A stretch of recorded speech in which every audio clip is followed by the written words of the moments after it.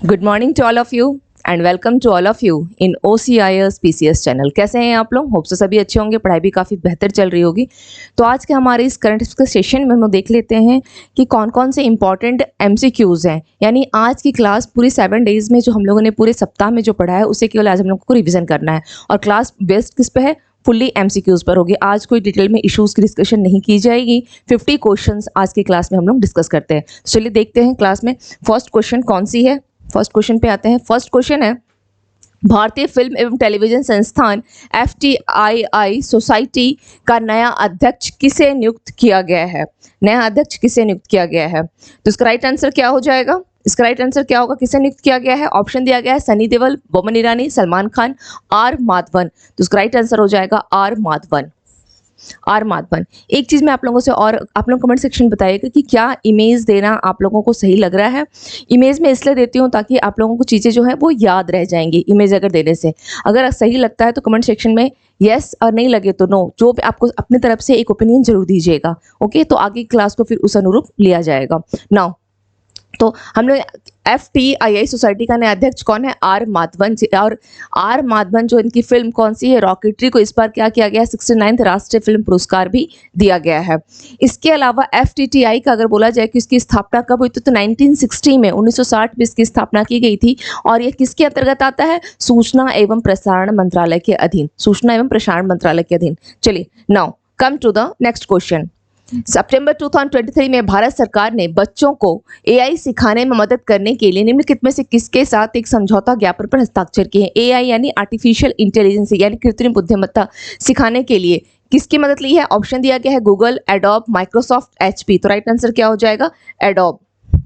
Adobe हो जाएगी right answer. और इसके तहत क्या किया गया है कि कितने करीब 20 मिलियन बच्चों को, और कब तक टारगेट कब तक किया गया है? इसका टारगेट है 2027 तक। ये टारगेट है 2027 तक करीब कितने 20 मिलियन जो स्टूडेंट्स होंगे। और अगर टीचर्स की बात की जाए तो 5 लाख आपके जो शिक्षक हैं जिनको प्रशिक्षण दिया जाएगा। तो किसके थ्रू? एडोब। और एडोब क्या है? एक सॉफ्टवेयर कंपनी है। सॉफ्टवेयर कंपनी है। और इसके अगर CEO की बात की जाए तो शांतनु नारायण इसके CEO हैं। शांतनु नारायण इसके CEO है। ये क्या है? एक सॉफ्टवेयर कंपनी है Adobe. Now come to the next. श्री इज इंडिया द्वारा किसे मिसेस यूनिवर्स इंडिया 2023 का ताज पहनाया गया है? ऑप्शन है माधुरी पटेल, जूही देसाई, वंशिका परमार, प्रिय सेन। तो इसका राइट आंसर क्या हो जाएगा? Option A is your right answer, Madhuri Patel. Madhuri Patel. Now come to the next question. किसने दुनिया का पहला पोर्टेबल अस्पताल आरोग्य मैत्री है? यह कौन सा है? आरोग्य मंत्री नहीं है, बाय मिस्टेक वहां पर हो गया है। यह आरोग्य मैत्री है। ओके, यह आरोग्य मैत्री क्यों बनाया है? श्रीलंका, अमेरिका, भारत, चीन। तो किसके द्वारा है यह किसके द्वारा है? यह आपका भारत के द्वारा। क्यूब मैत्री पोर्टेबल अस्पताल है आरोग्य मैत्री। आप इसे कह सकते हैं, शायद ये क्वेश्चन आगे भी आपको कहीं रिपीट बाय मिस्टेक हो गई है शायद। यह मनाया नहीं है, ये बनाया होगा। ओके, बनाया है आरोग्य मैत्री। एक ये पोर्टेबल अस्पताल है जिसके किसके द्वारा? भारत का। और ये क्या है? दुनिया का पहला पोर्टेबल हॉस्पिटल है ये। Okay, now come to the next question. शिक्षा मंत्रालय ने सितंबर 2023 में डिजिटल कौशल और उद्यमिता के लिए डैश के साथ हाथ मिलाया है। ऑप्शन दिया गया IBM, गूगल, मेटा, माइक्रोसॉफ्ट। तो इसका राइट आंसर क्या हो जाएगा? मेटा के साथ। और इसके साथ कितना है? इसके साथ इसने 3 साल का कॉन्ट्रैक्ट किया है। 3 साल का मेटा के साथ किसने? शिक्षा मंत्रालय। यानी शिक्षा मंत्री कौन है? धर्मेंद्र प्रधान है। उन्होंने क्या किया? डिजिटल कौशल और उद्यमिता के लिए यानी एंटरप्रेन्योर्स के लिए मेटा के साथ 3 साल का इन्होंने कॉन्ट्रैक्ट किया है। और इसके तहत इस 3 साल में क्या किया जाएगा? करीब 5 लाख जो एंटरप्रेन्योर्स हैं, 5 लाख एंटरप्रेन्योर को डिजिटल मार्केटिंग स्किल में ट्रेन किया जाएगा। डिजिटल मार्केटिंग स्किल में कितने? करीब 5 लाख जो उद्यमिता होंगे या उद्यमी होंगे या एंटरप्रेन्योर्स होंगे उनको कितना है? डिजिटल जो कौशल स्किल होती है उसमें इनको ट्रेन किया जाएगा डिजिटल मार्केटिंग स्किल में। Now come to the next question. Dash में भारत के पहले सबसे बड़े स्वदेशी 700 मेगावाट विद्युत काकरापार परमाणु ऊर्जा संयंत्र यूनिट 3 ने पूरी क्षमता पर परिचालन शुरू कर दिया है। कर्नाटका, गुजरात, राजस्थान, तमिलनाडु। तो इसका राइट आंसर क्या हो जाएगा? गुजरात। ये बात किसकी कर रहा है? ये पहला स्वदेशी है। क्या है? ये गुजरात का पूर्ण रूपी स्वदेशी या क्या आपका है परमाणु ऊर्जा संयंत्र है। कितने मेगावाट है? 700 मेगावाट है। इससे पहले, क्योंकि यूनिट 3 की बात कर रहा है और इससे पहले यूनिट 1 एंड यूनिट 2 थे, जिसकी मेगावाट अगर बोला जाए कितनी है क्षमता, 220 मेगावाट की थी। तो ये बोला जाए तो सबसे बड़ा भी हो गया बृहद रूप में, 700 मेगावाट का है, पूर्ण रूपेण स्वदेशी है, क्योंकि लिखा गया है क्या है? पहला सबसे बड़ा स्वदेशी 700 megawatt. Unit 1 and unit 2 already Gujarat में चल रहा था, जिसकी क्षमता कितनी है? 220 मेगावाट है। अभी यूनिट 3 इसने भी प्रचालन शुरू कर दिया है और यूनिट 4 इसका निर्माण भी पूरा हो चुका है। यूनिट 4 की भी निर्माण यानी काकरापर परमाणु ऊर्जा संयंत्र यूनिट 4 का निर्माण हो चुका है, जिसका आरंभ आई थिंक कुछ ऐसा दिया गया था कि मार्च नेक्स्ट ईयर, मार्च 2024 से इसका भी कार्य जो है आरंभ कर दिया जाएगा। क्षमता कितनी है उसकी? 700 मेगावाट, यानी 1 एंड 2 की 220 मेगावाट, 3 एंड 4 की 700 megawatt. Now come to the next. सरकार ने सितंबर 2023 में कितने दिनों के लिए संसद का विशेष सत्र बुलाया है? 6, 7, 8, 5। तो कब से बुलाया है? इस संसद का सत्र बुलाया कब से गया है? सबसे तो ये ध्यान देना है 18 से लेकर 22 सितंबर। ओके, 18 सितंबर से लेकर के 22 सितंबर तक है। तो टोटल कितने डेज हो गए? यहाँ पर कितने डेज हो गए? तो राइट आंसर क्या हो जाएगा? 5 डेज। 5 डेज के लिए क्या किया गया है? एक संसद का विशेष सत्र बुलाया गया। और संसद के विशेष सत्र का प्रावधान किसमें है? आर्टिकल 85 में। अगर बात की जाए किसमें है? आर्टिकल 85 में।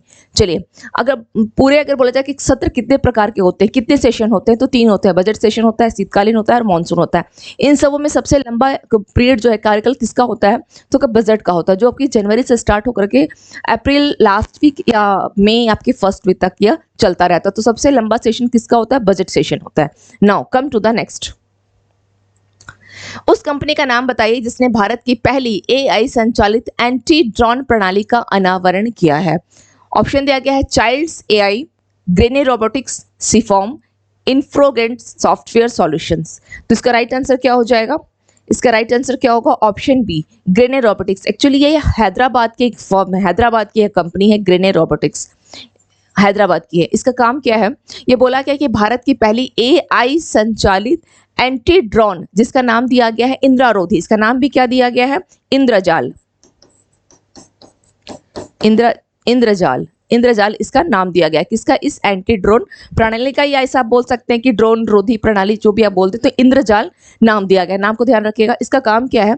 जो परमाणु प्रतिष्ठान होते हैं या जो ऑयल विंग है उसकी तो सुरक्षा करता ही है, उसके साथ ये जिस शहर में इसको स्थापित किया जाता है, ये हैदराबाद की फर्म कंपनी है। ओके, तो यहाँ पर क्या किया जाए? एक विस्तृत एरिया को भी ये कवर करेगा। विस्तृत एरिया यानी जो इंद्रजाल है ये करीब 4000 एरिया को कवर करता है और इसके साथ 360 डिग्री एंगल के साथ। Now come to the next question. 2022 में स्मार्ट सिटी मिशन में अनुकरणीय प्रदर्शन करने में कौन शीर्ष पर रहा है? केरल, राजस्थान, मध्य प्रदेश, उत्तर प्रदेश। तो इसका राइट आंसर क्या हो जाएगा? इसका राइट आंसर क्या हो जाएगा? Madhya Pradesh. Smart city mission में मध्य प्रदेश और एमपी के सांची को क्या है? पहला सोलर सिटी कौन सा है? एमपी का सांची। अगर बात की जाए सबसे स्वच्छ शहर की तो भी एमपी का इंदौर ही आता है। स्मार्ट सिटी की अगर बात की जाए तो इंदौर आ रहा, कहाँ का? यह एमपी का है। स्मार्ट स्टेट भी बोला जाए तो एमपी आएगा। Now come to the next. 2024 में पहली जायद चैरिटी मैराथन की मेजबानी कौन करेगा? जायद चैरिटी मैराथन सिक्किम, केरल, आंध्र प्रदेश, राजस्थान। तो इसका राइट आंसर क्या हो जाएगा? केरल। केरल कर रहा है जायद चैरिटी। ओके, केरल कर रहा है। उसके ध्यान रखिएगा कि यह जायद जो है ये अबू धाबी की, इसकी स्थापना कब हुई थी? 2001 में इसकी स्थापना की गई थी। पहली जायद चैरिटी मैराथन है और इसके पैसे इस मैराथन से जो पैसे आते हैं वो किस पे खर्च किए जाते हैं? तो स्वास्थ्य के लिए, जो नीडी लोग हैं, जिनकी जो जरूरतमंद लोग हैं, उनके ऊपर इस पैसे को खर्च किया जाता है। यह जायद चैरिटी, क्योंकि चैरिटी क्या, चैरिटी वर्ड से समझ में आ रहा है, तो इस मैराथन के पैसे का यूज कहा क्या आता है? चैरिटी, यानी जिन जरूरतमंद लोगों के ऊपर इसको खर्च किया जाता है। तो किसके साथ है? पहली जायद चैरिटी मैराथन की मेजबानी कौन कर रहा है? पहला है। चूंकि मैंने हमेशा कहा है जिस सेंटेंस में, जो न्यूज में अगर पहला आ जाए, सेंटेंस से पहला आ जाए, तो अपने आप में क्या होता है? इंपॉर्टेंट हो जाता है। तो क्या होगा? 2024 में पहली जायद चैरिटी मैराथन की मेजबानी कौन कर रहा है? केरल कर रहा है। और जायद चैरिटी यानी अबू धाबी की है। यह चैरिटी कहाँ की है? यह अबू धाबी की है। Now come to the next question. निम्नलिखित में से किस टीम ने डुरंट कप 2023 के फाइनल में ईस्ट बंगाल पर 1-0 स्कोर के साथ जीत हासिल की है? ऑप्शन दिया गया है मोहन बगान, Bengaluru FC, Mumbai city, Kerala blasters. तो इसका राइट आंसर क्या हो जाएगा? मोहन बगान। अब बात की गई है किसके, डूरंट कप की। तो ये डूरंट कप का 132वां संस्करण था, इसे ध्यान रखना है। दूसरा क्या है, डूरंट कप किस प्रकार का खेल है, या क्या होता है, एक घरेलू फुटबॉल टूर्नामेंट है, घरेलू फुटबॉल टूर्नामेंट। डूरंट कप का संबंध किससे है, फुटबॉल से है, घरेलू फुटबॉल टूर्नामेंट है। अब बोला गया है कि मोहन बागान ने किस पर जीत हासिल की है, ईस्ट बंगाल। तो आपको ईस्ट बंगाल को भी ध्यान रखना है। चलो मोहन बागान तो जीत हासिल किया है, लेकिन जो हारी है उसके ऊपर भी ध्यान रखना है कि ईस्ट बंगाल है। Now come to the next question. हाँ, अगर इसकी बात की जाए कि इसका फर्स्ट टाइम डूरंट कप जो है कब खेला गया, तो 1888 में फर्स्ट टाइम जिसकी शुरुआत हुई थी वो 1888 में। और कहाँ से हुई थी, शिमला से हुई थी, शिमला से हुई थी, शिमला से हुई थी। ओके, शिमला से। Now come to the next question. N Valarmathi का 64 वर्ष की आयु में निधन हो गया। वह एक डैश थी, वैज्ञानिक, नर्तकी, लेखक, चिकित्सक। तो उसका राइट आंसर क्या हो जाएगा, वह क्या थी, वह क्या थी, तो वह एक वैज्ञानिक थी, वैज्ञानिक। चंद्रयान 3 हो या कोई भी मिशन हो इसरो का, तो स्टार्टिंग से क्या होता है, एक 3, 2, 1 उल्टा एक काउंटडाउन किया जाता है ना, काउंटडाउन। काउंटडाउन का मतलब क्या होता है, उल्टी गिनती, काउंटडाउन। डाउन यानी काउंट, गिनती करने का, नीचे जो उल्टी गिनती नीचे की तरफ आओ, तो इसका मतलब होता है उल्टी गिनती या काउंट डाउन। तो काउंट डाउन जो की जाती थी वो किसके द्वारा की जा रही थी, वो एन वलारमथी का, इनकी जो फॉर्म क्या था, या एन वलारमथी के द्वारा किया जा रहा था। और इनका लास्ट मिशन जिसमें इन्होंने अपना योगदान दिया चंद्रयान 3 में, और उसके बाद क्या हो गया, इनकी डेथ हो गई है। एन वलारमथी का, यह एक वैज्ञानिक थी। Now come to the next. व्यक्तिकृत अनुकूल शिक्षण पाल को निम्नलिखित में से किस प्लेटफॉर्म के साथ एकीकृत किया जाएगा, दीक्षा, शिक्षा, निपुण, कौशल। तो इसका राइट आंसर क्या हो जाएगा, दीक्षा के साथ, दीक्षा। और दीक्षा का अगर फुल फॉर्म की बात की जाए तो क्या है, digital infrastructure for knowledge sharing. Diksha का फुल फॉर्म क्या है, दीक्षा की अगर बात की जाए, दीक्षा, दीक्षा पोर्टल। ओके, तो दीक्षा का क्या है, digital infrastructure for knowledge sharing, digital infrastructure for knowledge sharing, इसकी फुल फॉर्म को ध्यान रखिएगा। तो बोला है व्यक्तिकृत अनुकूल शिक्षण यानी personalised life, personalised life learning. Personalised क्या है, alive learning, personalised alive learning को निम्नलिखित में से किस प्लेटफॉर्म के साथ एकीकृत किया जाएगा, दीक्षा के साथ किया जाएगा। और दीक्षा का अगर बोला जाए कि इसको लॉन्च कब किया गया था, 5 सितंबर 2017 में इसे लॉन्च किया गया था। और यह किसकी पहल है, तो यह एनसीईआरटी की क्या है, यह एक पहल है। कौन सी, दीक्षा, जो क्या करती है, ऑनलाइन आपकी जो जरूरत की सामग्री होती है यानी पाठ्यक्रम से रिलेटेड सामग्री को प्रोवाइड करवाती है। जैसे आप देखेंगे कि आजकल आप मोबाइल पर आसानी से क्या करते हैं, एनसीईआरटी पढ़ लेते हैं। तो किसके द्वारा, ये दीक्षा पोर्टल पर अगर आप जाएंगे तो क्या होती है, आपको सभी की सभी एनसीईआरटीज अवेलेबल मिल जाती है। तो ये क्या है, एक ऑनलाइन पाठ्यक्रम जो आपकी जो पाठ्य पुस्तक होती है उसको प्रोवाइड करने की, सामग्री को प्रोवाइड करने की क्या है, एक पोर्टल है। Now come to the next. विश्व प्राथमिक चिकित्सा दिवस 2023 का विषय क्या है, आजीवन प्राथमिक चिकित्सा, डिजिटल दुनिया में प्राथमिक चिकित्सा एवं सड़क सुरक्षा, प्राथमिक चिकित्सा जीवन बचाती है। तो इसका राइट आंसर क्या हो जाएगा, डिजिटल दुनिया में प्राथमिक चिकित्सा, विश्व प्राथमिक चिकित्सा दिवस। और ये क्या है, अगर बोला जाए तो ये एवरी ईयर यानी हर साल सितंबर के दूसरे शनिवार को मनाया जाता है। तो इस साल जो अगर बोला जाए, इस साल का सितंबर का दूसरा शनिवार कौन सा था, 9 सितंबर। ओके, तो इसका सेलिब्रेशन कब किया गया, 9 सितंबर को किया गया है। ओके, ये इमेज थोड़ा रॉन्ग हो गई है क्योंकि प्राथमिक चिकित्सा दिवस या फर्स्ट एड डे दिया गया, 14 सितंबर का इमेज आ गई है फर्स्ट एड डे का। ओके, चलिए, और इसे सबसे पहले आरंभ कब किया गया था, 2000 में। इसको कब से, विश्व प्राथमिक चिकित्सा दिवस कब से आरंभ किया गया है, 2000 से। Now come to the next question. Vanuatu के प्रधानमंत्री के रूप में किसे नियुक्त किया गया है, ऑप्शन है इस्माइल कलसोका, फार्मचीन मिन, सातो किल्मन, हुन मैनेट। तो इसका राइट आंसर क्या हो जाएगा, सातो किल्मन वानुअतु के प्रधानमंत्री। वानुअतु है कहाँ, तो यह क्या है, मलेशिया का एक द्वीपीय देश है। मलेशिया का क्या है, एक द्वीपीय देश है जो आपके कहाँ स्थित है, दक्षिण प्रशांत महासागर में स्थित है। इसको ध्यान रखना है। इसके अलावा वहाँ की करेंसी कौन सी है, मुद्रा कौन सी है, तो वातु वहाँ की क्या है, वतु वहाँ की मुद्रा है। और अगर बात की जाए कि वहाँ की करेंसी क्या हो जाए, ये तो की मुद्रा हो गई, करेंसी हो गई वतु। इसकी राजधानी अगर बोला जाए तो पोर्ट विला विला, विला आप देखते हैं ना, विला कहीं ऐसे हिंदी में मेंशन करता है विला, तो पोर्ट विला इसकी राजधानी है। Now come to the next. और इसके अगर प्रधानमंत्री, क्योंकि ये तो इनके किसे नियुक्त किया गया है, वानुअतु को, नाम ध्यान रखिएगा, वानुअतु को किसका प्रधानमंत्री, वानुअतु के प्रधानमंत्री के रूप में किसे नियुक्त किया गया है, सातो किलमन को, सातो किलमन को। Now come to the next. 2023 नौसेना कमांडर सम्मेलन का कौन सा संस्करण 4 सितंबर को नई दिल्ली में शुरू हुआ है? पहला, दूसरा, तीसरा, चौथा। तो ये कौन सा संस्करण था नौसेना कमांडर का? यह आपका दूसरा संस्करण था, सेकंड एडिशन था, यह सेकंड, दूसरा था। Now come to the next. Gabon के अंतरिम राष्ट्रपति के रूप में किसने शपथ ली है? Ali Bongo Ondimba, Louis Bigmann, Albert Bernard, Brice Oligui Nguema. तो इसका राइट आंसर क्या हो जाएगा? Option D is your right answer, option D, Brice Oligui नुएगमा।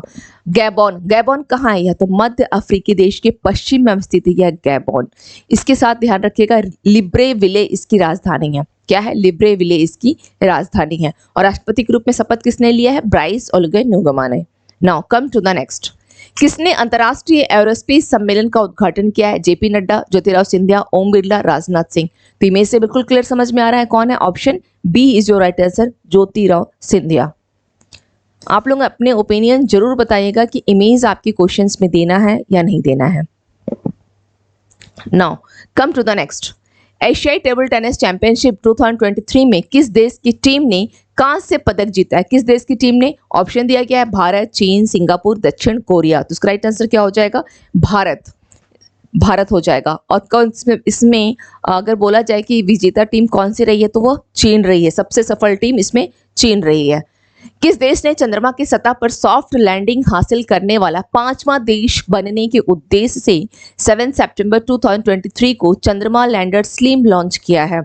Option दिया गया है इटली, फ्रांस, जापान, कनाडा। तो इसका राइट आंसर क्या हो जाएगा? जापान। जापान जो है 5वां देश बनना जा रहा है किसमें? सॉफ्ट लैंडिंग करने में। कहां पर? चंद्रमा पर। और जापान की कौन सी है? जाक्सा। इसकी स्पेस एजेंसी कौन सी है? जाक्सा है। तो उसने क्या किया है? स्लिम, स्लिम का आप चाहे तो यहाँ पर फुल फॉर्म अगर आप लिखना चाहे तो लिख सकते हैं। चलिए मैं लिख देती हूँ slim.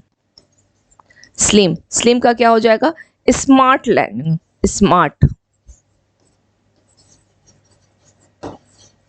Lander for investigating moon. Okay, smart lander for investigating moon, smart lander for investigating moon. तो स्लिम तो किसकी है? उद्देश्य किसका है? जापान का है। और जापान की कौन सी है? जाक्सा कंपनी है। और रॉकेट कौन सा इस्तेमाल कर रहेगा? ये H2A। इस रॉकेट के जरिए, ये ध्यान रखिएगा, रॉकेट H2A, इस रॉकेट, ये रॉकेट है, इस रॉकेट के जरिए क्या कर रहा है? ये 5वां चाह रहा है कि 5वां देश बनने की होड़ में लगा हुआ है। चौथा कौन सा है आपका? भारत है। भारत कौन सा है? चंद्रमा की सतह पर सॉफ्ट लैंडिंग करने वाला भारत जो है आपके चौथे पोजीशन पर है। लेकिन चंद्रमा की अगर साउथ पोल की, दक्षिण ध्रुव की बात की जाए तो भारत का कौन सा, इसका क्रम में कौन सा आएगा? भारत प्रथम देश है ऐसा। Now come to the next question. PM Modi Indonesia के जकार्ता में डैश एशियन भारत शिखर सम्मेलन और 18वें पूर्वी एशियाई शिखर सम्मेलन में भाग लेंगे। पीएम मोदी इंडोनेशिया के जकार्ता में कौन सा हो रहा है? आसियान। तो ये कौन सा हो जाएगा? 18वां, 19वां, 20वां, 21वां। तो राइट आंसर क्या हो जाएगा? ये 20वां हो जाएगा, 20वां आसियान भारत शिखर सम्मेलन। आसियान का एस्टेब्लिशमेंट हुआ था 8 अगस्त 1967। आसियान, ओके, यानी association of south east Asians Nations. तो साउथ ईस्ट में जो भी आएंगे, जैसे वियतनाम हो गया, लाओस हो गया, कंबोडिया हो गया, मलेशिया हो गया, फिलीपींस हो गई, आपका इंडोनेशिया हो गया, वियतनाम हो गया। तो ये सभी कंट्रीज जो है साउथ ईस्ट वाले, वो किसमें? इसमें शामिल है, आसियान कंट्रीज में। भारत इसका सदस्य देश नहीं है, इसको ध्यान रखिएगा। एस्टेब्लिशमेंट हुआ था 1967 में। अब आसियान के जस्ट बाद क्या होता है? पूर्वी भारत शिखर सम्मेलन किया जाता है। तो ये कौन सा है क्रम? यह 18वां पूर्वी भारत शिखर सम्मेलन है, जिसमें मोदी जी क्या है? पार्टिसिपेट करके आ चुके हैं। Now come to the next. और इसे जब आसियान गए थे तो वहां पर उन्होंने 12 सूत्री प्रोग्राम को भी पेश किया था, ये ध्यान रखिएगा। हालांकि डिटेल्स में पूरा बता चुकी हूँ, तो आज की क्लास में पूरी डिटेल्स की आवश्यकता नहीं है, एक बार हम थोड़ा सा ग्रो थ्रू हो लेते हैं। नाउ भारतीय मूल के थर्मन षणमुगरत्नम किस देश के नए राष्ट्रपति बने हैं? Singapore, Indonesia, Malaysia, Thailand. तो इसका राइट आंसर क्या हो जाएगा? सिंगापुर। और सिंगापुर के इस कौन से है, सिंगापुर के भारतीय मूल के कौन से हैं, या तीसरे ऐसे व्यक्ति हैं भारतीय मूल के तीसरे तो नहीं, भारतीय इनको बोला जाएगा कि सिंगापुर के तीसरे हैं जो भारतीय मूल के राष्ट्रपति बने हैं सिंगापुर में। क्या नाम है इनका? थर्मन षणमुगरत्नम। ओके नाउ, और ये पूर्व मंत्री सिंगापुर के भी रह चुके हैं और एक इकोनॉमिस्ट भी हैं ये। Now come to the next. भारतीय संविधान के किस आर्टिकल में कहा गया है कि भारत जो कि भारत है राज्यों का एक संघ है? Article 3, article 4, article 1, article 2। तो इसका राइट आंसर क्या हो जाएगा? आर्टिकल 1। आर्टिकल 1, भारत क्या है? एक राज्यों का संघ है। सितंबर 2023 में निम्नलिखित में से किस देश ने अपनी पहली ऑपरेशनल टेक्निकल परमाणु हमला पनडुब्बी यानी न्यूक्लियर अटैक सबमरीन लॉन्च की है? ऑप्शन क्या होगा? दिया गया है उत्तर कोरिया, दक्षिण कोरिया, इंडोनेशिया, वियतनाम। तो इसका राइट आंसर क्या हो जाएगा? उत्तर कोरिया। उत्तर कोरिया जो कि आपका, अगर वहां पे सबसे बोला जाए उनका सर्वोच्च नेता कौन है? किम जोंग यून। ये आप सभी इस नाम से जानते हैं, किम जोंग का नाम बस ध्यान रखिएगा, यह उत्तर कोरिया का सर्वोच्च नेता है। उत्तर कोरिया किन देशों के साथ जो है अपनी सीमा को साझा करता है? तो कौन कौन से होंगे? चाइना हो जाएगा, रूस हो जाएगा और आपका दक्षिण कोरिया हो जाएगा। Now come to the next. पुरातत्वविद को किस देश में 3000 साल पुरानी पुरोहित एक कब्र मिली है? जो पुरातत्वविद हैं उन लोगों को कितने साल पुरानी? 3000 साल पुरानी। और किस देश में मिली है पुरोहित की कब्र? Peru, Argentina, Brazil, Iran. तो इसका राइट आंसर क्या हो जाएगा? पेरू इसका राइट आंसर हो जाएगा, पेरू में मिला है। Now come to the next. नीले आसमान के लिए स्वच्छ हवा का अंतर्राष्ट्रीय दिवस 2023 के संबंध में निम्नलिखित में से कौन सा कथन सही है? यह हर साल 7 सितंबर को नीले आसमान के लिए स्वच्छता हवा का अंतर्राष्ट्रीय दिवस मनाया जाता है। नीले आसमान के लिए स्वच्छ हवा का अंतर्राष्ट्रीय दिवस 2023 का विषय स्वच्छ आयु के लिए एक साथ है। तो इसका राइट आंसर क्या हो जाएगा? केवल एक, केवल दो, सी, एक और दो, दोनों, ना तो एक ना दो। तो इसका राइट आंसर हो जाएगा सी, एक और दो, दोनों स्टेटमेंट आपके सही हैं। हर साल 7 सितंबर को नीले आसमान के लिए स्वच्छ हवा का अंतर्राष्ट्रीय दिवस जो है यह मनाया जाता है। वेरी इंपॉर्टेंट, ध्यान रखिएगा इसको। दूसरा है, इसकी थीम क्या थी? स्वच्छ वायु के लिए एक साथ है, और यह इसका चौथा एडिशन रहा है, यानी 2019 से ये चल रहा है। Now come to the next. Gujarat घोषणा के बारे में कौन सा कथन सही है? ये क्वेश्चन थोड़ा इंपॉर्टेंट है, जरूर ध्यान रखिएगा, क्योंकि पहले WHO पारंपरिक चिकित्सा जो है, पहला, चूंकि क्या है यह पहला, इस स्टेटमेंट पे इसे ध्यान रखना जरूरी है कि यह क्या है? पहला WHO पारंपरिक चिकित्सा वैश्विक शिखर सम्मेलन 2023 पहला है यह WHO। और WHO के निदेशक कौन है? Doctor Tedros Ghebreyesus. तो इन्होंने क्या किया है? सम्मेलन 2023 का परिणाम गुजरात घोषणा के रूप में जारी किया है। गुजरात घोषणा जिसमें क्या क्या है? स्वदेशी ज्ञान है, जैव विविधता और पारंपरिक, पूरक और एकीकृत चिकित्सा के प्रति वैश्विक प्रतिबद्धताओं को यह दर्शाती है। तो राइट आंसर क्या हो जाएगा? सी, एक और दो, दोनों इसके सही स्टेटमेंट है। Now come to the next question. प्रसिद्ध व्यक्तित्व मालिनी राजूरकर का 82 वर्ष की उम्र में निधन हुआ है, वह क्या थी? तो यह गायिका, अभिनेत्री, वैज्ञानिक, समाज सेविका। तो इसका राइट आंसर क्या हो जाएगा? यह एक क्या रही हैं? यह गायिका। कौन से घराने से रही हैं? इसका राइट आंसर क्या हो जाएगा? यह गायिका। और कौन से घराने से है? यह ग्वालियर घराने से का संबंध रहा। और ये बोला जाए तो खप्पा और टप्पा, इनका क्या? ख्याल और टप्पा। ओके, इनके बारे में ध्यान रखिएगा, ख्याल और टप्पा। ओके, इस शैली से इनका संबंध रहा है, ख्याल और टप्पा शैली। ख्याल और टप्पा आपकी इस शैली से इनका संबंध रहा है। क्या है? मालिनी राजूरकर का, और ग्वालियर घराने से यह संबंधित थी, ग्वालियर घराने से इनका संबंध रहा। Now come to the next. निम्नलिखित में से किसने भारत से 2023 रैमन मैग्सेसे पुरस्कार जीता है? कौरवी रचन, आर रवि कन्नन, सोनम वांगचुक, संजीव चतुर्वेदी। तो इसका राइट आंसर क्या हो जाएगा? इसका राइट आंसर क्या हो जाएगा? आर रवि कन्नन। और अगर बोला जाए रैमन मैग्सेसे को, तो इसे एशिया का नोबेल पुरस्कार भी, मतलब किसके समतुल्य है? ये नोबेल पुरस्कार के समतुल्य है। इसके अलावा इन्हें जब बोला गया कि आर रवि कन्नन को किस क्षेत्र के लिए दिया गया है? तो इन्हें असम में जो कछार अस्पताल और अनुसंधान केंद्र है वहाँ के निदेशक भी रह चुके हैं और उन्होंने कैंसर के उपचार के लिए इनका बोला जाए तो एक अतुलनीय योगदान दिया है। इन्होंने कैंसर के उपचार में क्रांति ला दी है, जिसके कारण आर रवि कन्नन को किसलिए ये एक ऑन्कोलॉजिस्ट भी बोला जाता है, इनको ऑन्कोलॉजिस्ट हैं ये, क्योंकि ऑन्कोलॉजिस्ट का संबंध किससे होता है? कैंसर डिपार्टमेंट से होता है। ओके, जो कैंसर पेशेंट होते हैं, कभी ऐसा दिन तो ना आए भविष्य में, कभी भी किसी के साथ ऐसा इतने बुरा समय ना हो, लेकिन कभी भी अगर आप कभी किसी पेशेंट को देखने गए होंगे या किसी परिचित की भी, तो आप देखेंगे कि ऑन्कोलॉजी डिपार्टमेंट पे आपको भेजा जाता है। तो वो कौन था? कैंसर का, वहाँ पे जो मतलब कैंसर का संबंध किससे है? ऑन्कोलॉजिस्ट। ध्यान रखिएगा, कभी पूछ ले आपके अगर साइंस वाले क्वेश्चन में, तो वहाँ भी आपको काम आ जाएगा। तो R Ravi Kannan. Now come to the next. और जो कोरवीर चंद है ये बांग्लादेशी हैं और इन्हें शिक्षा के क्षेत्र के लिए इन्हें भी रेवन, क्योंकि रेवन पुरस्कार इस साल 4 व्यक्तियों को दिया गया है। लास्ट ईयर भी 4 व्यक्तियों को दिया गया था, इस बार भी 4 व्यक्तियों को दिया गया है। तो कोरवीर चंद जो है ये बांग्लादेशी, इनको शिक्षा के क्षेत्र के लिए दिया गया है, शिक्षा के क्षेत्र के लिए। शांति के लिए मरियम को दिया गया है, ये आप यहाँ देख रहे हैं। और इन्हें जो लाओ तासे के ये जो ये है, इनको दिया गया था पर्यावरण के लिए दिया गया है। ओके, तो 4 व्यक्ति हैं, लेकिन भारतीय अगर बात की जाए तो आर रवि कन्नन है कैंसर के उपचार के क्रांति के लिए। Now come to the next. भारतीय वैज्ञानिकों द्वारा विश्व के पहले rapid response disaster, rapid response यानी अतिशीघ्र अस्पताल का जो अनावरण किया गया, अस्पताल का नाम बताएं? आयुष्मान भारत, आरोग्य मैत्री, स्वास्थ्य देखभाल, स्वास्थ्य रथ। तो क्या होगा इसका राइट आंसर? आरोग्य मैत्री, आरोग्य मैत्री। और ये केवल क्या है, 8 मिनट में हॉस्पिटल जो है 8 मिनट में ओपन हो जाता है। यहाँ पे आईसीयू की सुविधा भी, और ये उन क्षेत्रों के लिए किया गया है जहाँ पर आपकी सेवा की बहुत ज़्यादा बोला जाए तो सुविधाएं नहीं है या दुर्गम इलाका है, तो ये उन इलाकों के लिए किया गया है। Now come to the next. SCO देशों के कानून और न्याय मंत्रियों की बैठक का कौन सा संस्करण 5 सितंबर को आयोजित किया गया था? 10वां, 12वां, 14th है, 16th है। तो इसका राइट आंसर क्या हो जाएगी? यह 10वीं थी। एससीओ देशों का, यानी एससीओ का अगर बोला जाए, एससीओ का गठन कब, एससीओ की स्टैब्लिश्ड कब हुई है? यह 2001 में।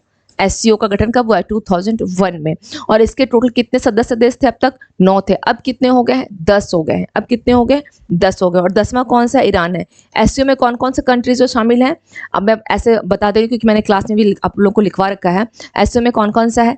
चीन है, भारत है, किर्गिस्तान, कजाकिस्तान, तुर्कमेनिस्तान नहीं है इसमें, तजाकिस्तान, उज्बेकिस्तान, पाकिस्तान, ईरान और आपका रशिया। और कुछ छूट गया? काउंट कर लीजिएगा एक बार, ठीक है। अगर इसमें नहीं है, तान की अगर बात की जाए, याद रखने का तरीका बताती हूँ, अगर तान की बात की जाए तो इसमें तुर्कमेनिस्तान नहीं है और आपका अफगानिस्तान नहीं है। ये 2 तान इसमें नहीं है। बाकी जितने भी मध्य एशिया के आपके हों, ये सभी कंट्रीज इसमें शामिल हैं। तुर्कमेनिस्तान नहीं है, ध्यान रखिएगा, तुर्कमेनिस्तान इसमें नहीं है और अफगानिस्तान भी इसमें नहीं है। अफगानिस्तान भी इसमें नहीं है, ना तुर्कमेनिस्तान ना अफगानिस्तान। बाकी जो आपके हो गए Kazakhstan, Kyrgyzstan, Uzbekistan, Tajikistan, Pakistan, ये सभी हैं। चीन, रूस और आपका भारत, कितने हो गए? 5, 6। ईरान इसमें अभी शामिल, ईरान को अभी इसमें शामिल किया गया है, ईरान भी इसमें शामिल हो गया है। ओके, तो कितने हो गए आपके? Tajikistan, Uzbekistan, Kyrgyzstan, Kazakhstan, Pakistan, रूस, चीन, भारत, नौमा में ईरान शामिल हो गया है। इसमें कौन सा? ईरान आपका शामिल हो गया। Now come to the next. प्रतिवर्ष दुनिया भर में अंतर्राष्ट्रीय साक्षरता दिवस किस तारीख को मनाया जाता है? 5 सितंबर, 7 सितंबर, 8 सितंबर, 9 सितंबर। तो इसका राइट आंसर क्या हो जाएगा? यह आपका 8 सितंबर को मनाया जाता है। तो ये बात कर रहा है अंतर्राष्ट्रीय साक्षरता दिवस की, यानी इंटरनेशनल लिटरेसी डे की बात कर रहा है। इंटरनेशनल लिटरेसी वीक की बात की जाए, अगर वीक की बात की जाए तो 1 से लेकर 8 सितंबर तक, कब से कब तक? 1 से लेकर 8 सितंबर तक आपका पूरा यह क्या मनाया जाता है? अंतर्राष्ट्रीय साक्षरता सप्ताह मनाया जाता है आपका। और 1 से 7 सितंबर की अगर बात की जाए, 1 से 7 सितंबर तो क्या मनाता है? राष्ट्रीय पोषण सप्ताह। ओके, राष्ट्रीय पोषण सप्ताह यानी नेशनल न्यूट्रिशन वीक की अगर बात की जाए तो 1 से लेकर के 7 सितंबर तक यह मनाया जाता है, ध्यान रखिएगा। और इसका आरंभ कब से किया गया था? 26 अक्टूबर 1966 में। 1966 में किसके द्वारा? यूनेस्को ने डिक्लेयर किया था। किसने? यूनेस्को के द्वारा इसको डिक्लेयर्ड किया गया था और अंतर्राष्ट्रीय साक्षरता दिवस को घोषित किया गया। कब? 66 में, और 67 से ये आपका सेलिब्रेट किया जाता है। Now come to the next. किस राज्य सरकार ने सितंबर 2023 में बहुविवाह विरोधी कानून के मसौदा तैयार करने के लिए 3 सदस्यीय पैनल का गठन किया है? राजस्थान सरकार, मणिपुर सरकार, असम सरकार, कर्नाटक सरकार। तो इसका राइट आंसर क्या हो जाएगा? असम सरकार के द्वारा किया गया है, असम सरकार। Now come to the next. RBI governor Shaktikanta Das ने 6 सितंबर 2023 को डैश में चल रहे ग्लोबल फिनटेक फेस्टिवल में National Payments Corporation of India यानी एनपीसीआई द्वारा उत्पादों के लॉन्च की घोषणा की। मुंबई, चेन्नई, हैदराबाद, सूरत। तो इसका राइट आंसर क्या हो जाएगा? यह आपका हो जाएगा, बोला गया है आरबीआई गवर्नर शक्तिकांत दास ने 6 सितंबर को मुंबई में किया है। ग्लोबल फिनटेक फेस्टिवल किसके द्वारा है? इसका ये यहाँ पे ध्यान रखना है कि ग्लोबल फिनटेक जो फेस्टिवल है ये आपका नेशनल पेमेंट्स, क्वेश्चन इस पे भी बन सकता है, national Payments Corporation of India के ऊपर, इसके द्वारा उत्पादों के लॉन्च की घोषणा की गई है। ये इसका आयोजन में इसकी भूमिका है। तो कहाँ पर किया गया है? मुंबई में किया गया है। Now come to the next.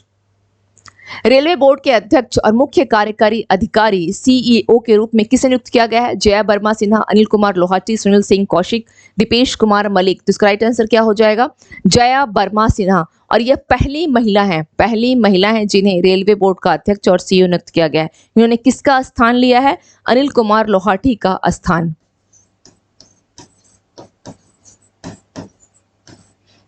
Anil Kumar Lohati का इन्होंने स्थान लिया है। Now come to the next question.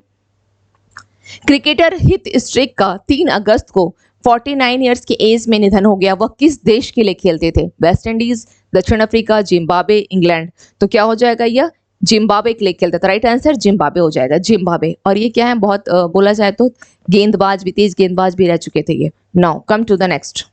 Corona cancer का उनकी डेथ हो गई है। 3 दिवसीय काठमांडू कलिंग साहित्य महोत्सव के दौरान निम्नलिखित में से किसे यशस्वी साहित्य सम्मान प्राप्त हुआ है?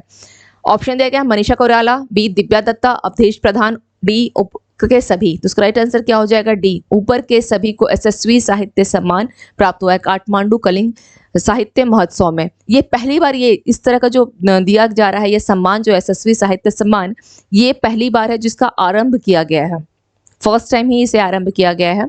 दूसरी चीज ध्यान रखिएगा कि काठमांडू कलिंग साहित्य सम्मान है, काठमांडू यानी नेपाल में। और बात की जाए भारत के कौन कौन से ऐसे राज्य हैं जो नेपाल के साथ सीमा साझा करते हैं, क्लास में बता चुकी हूँ। आज की क्लास का आपका ये सवाल है कि भारत के कौन कौन से राज्य हैं जो नेपाल के साथ सीमा साझा करते हैं।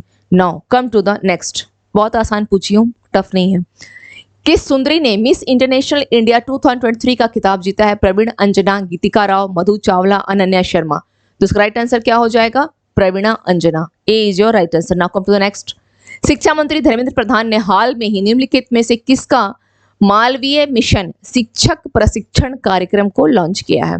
ऑप्शन दिया गया है विश्वविद्यालय अनुदान आयोग यानी यूजीसी, वैज्ञानिक एवं औद्योगिक अनुसंधान परिषद CSIR, राष्ट्रीय अध्यापक शिक्षा परिषद NCTE, राष्ट्रीय शैक्षिक अनुसंधान और प्रशिक्षण परिषद NCERT।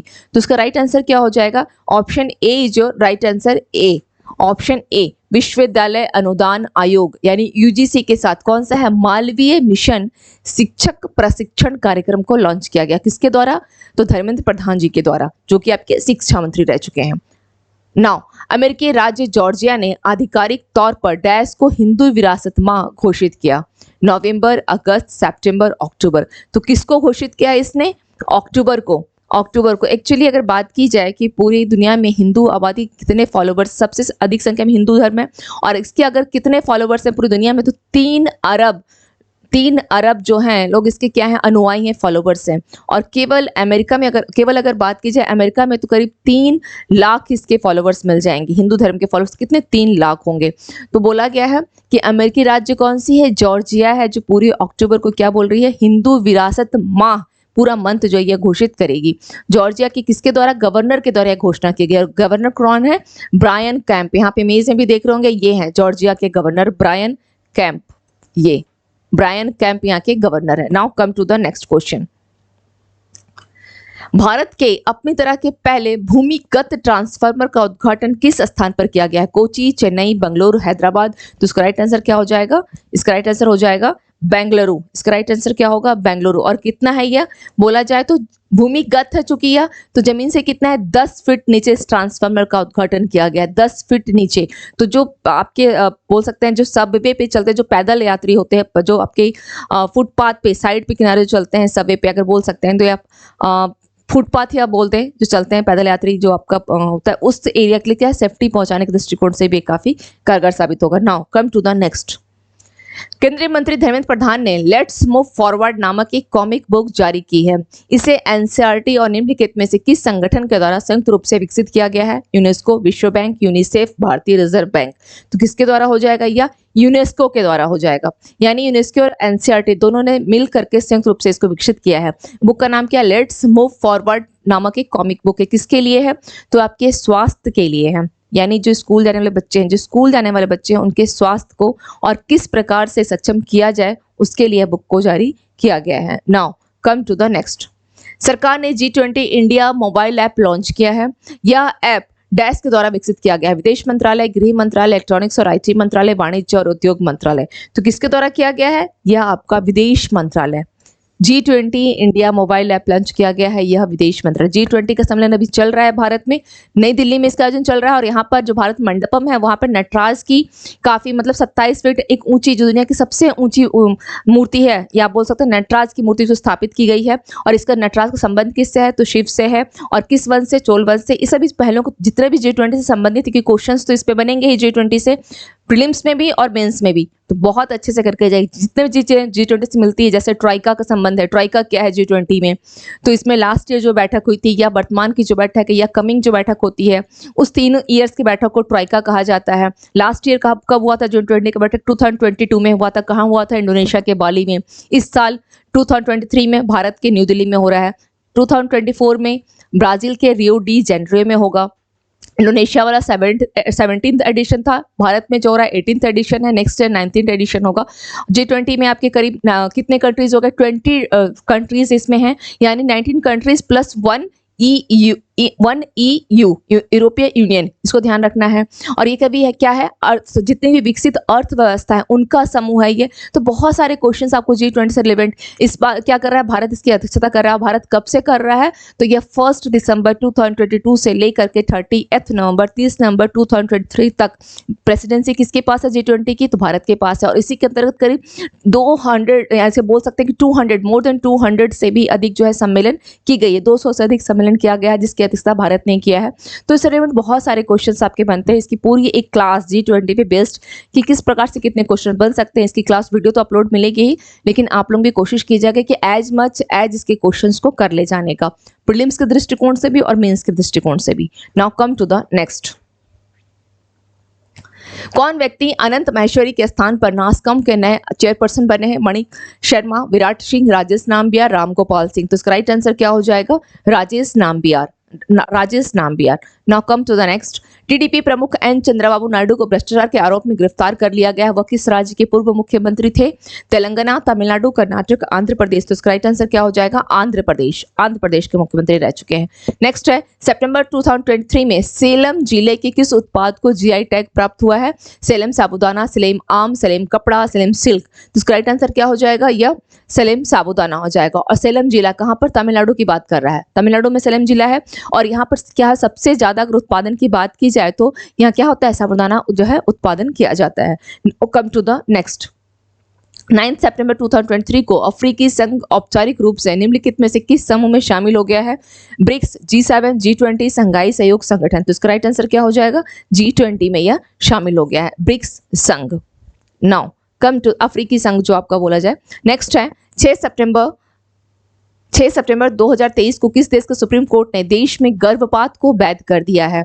कनाडा, मैक्सिको, कुआ, कोलंबिया। तो इसका राइट आंसर क्या हो जाएगा? मैक्सिको को बैन कर दिया गया है। नौ, वरुण अभ्यास 2023 के 21वें संस्करण का दूसरा चरण कहाँ आयोजित किया गया है? अरब सागर, बंगाल की खाड़ी, इंग्लिश चैनल, भूमध्य सागर।